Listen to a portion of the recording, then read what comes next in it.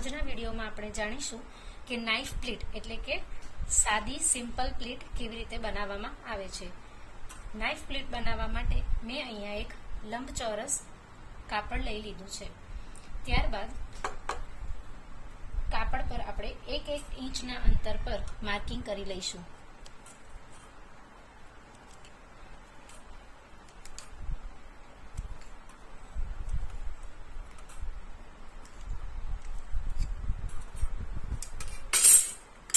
Marking કર્યા બાદ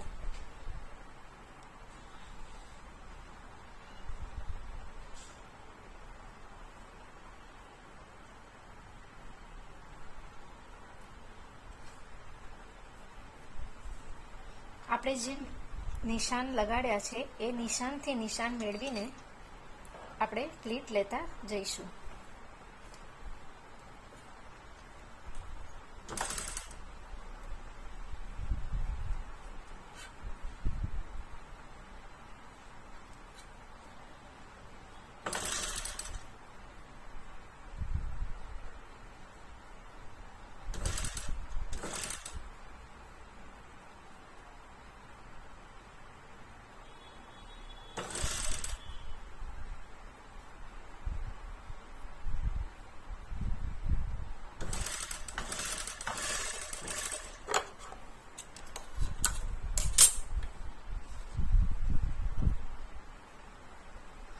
નિશાન પ્રમાણે સિલાઈ લગાવતા જઈએ તો આપણી નાઇફ પ્લીટ તૈયાર થઈ જાય છે।